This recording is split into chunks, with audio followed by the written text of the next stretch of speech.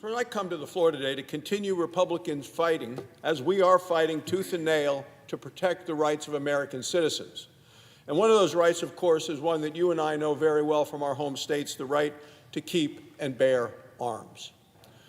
The Second Amendment guarantees that every American has the right to own and use a firearm. And every day, people across your state of Oklahoma, my state of Wyoming, use that right responsibly.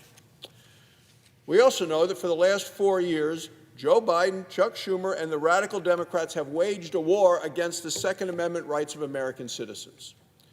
They tried to ban firearms, tried to tax ammunition to the point where it couldn't be afforded, directed the ATF to harass law-abiding gun owners, tried to make it impossible for citizens to buy, own, transport, or use a firearm.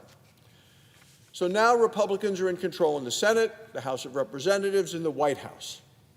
And we are defending the Second Amendment from those who would try to take it away from us. Senator Corden of Texas has introduced the Constitutional Concealed Carry Reciprocity Act. This bold legislation allows qualified citizens to exercise their Second Amendment rights in any states that respect concealed carry. Senator Roger Marshall of Kansas has introduced something called the SHORT Act. This legislation stops rogue bureaucrats, alcohol, tobacco, and firearms, from harassing lawful gun owners. It shields citizens from unconstitutional gun registration schemes. Senator Bill Hagerty of Tennessee has introduced the Protecting Privacy in Purchasing Act.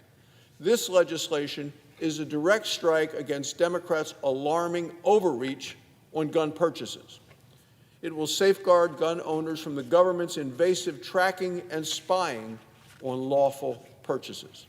So look, I'm proud, Mr. Chairman, to be a co-sponsor of all three of these pieces of important pro-freedom legislation. This fight is one of the most important that we're ever going to conduct.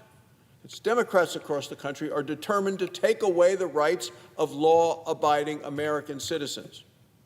They're pushing their anti-gun agenda in the courts. It's another place this is being fought out. They are scheming right here in the United States Senate to come after our Second Amendment rights.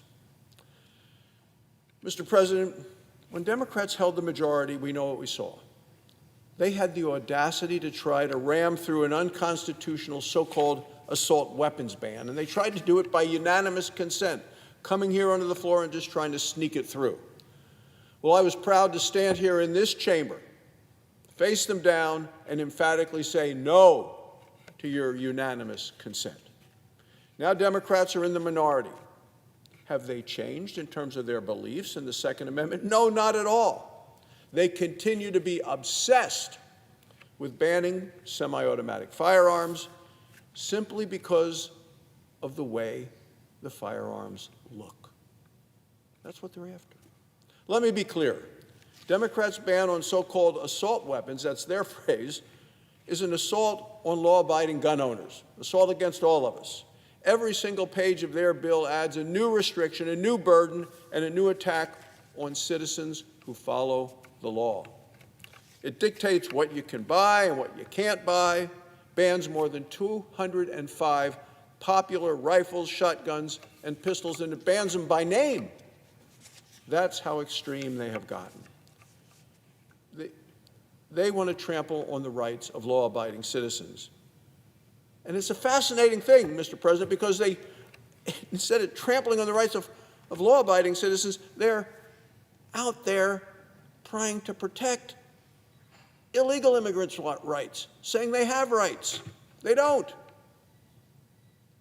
That is the contrast of our party fighting for the rights of citizens, their party fighting for the rights of illegal immigrants.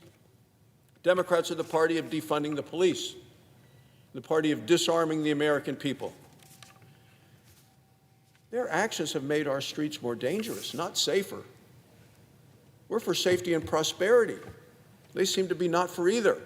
So I oppose any of these policies, Mr. President, that threaten the Second Amendment rights of the people of Wyoming, the people of your state of Oklahoma, and people of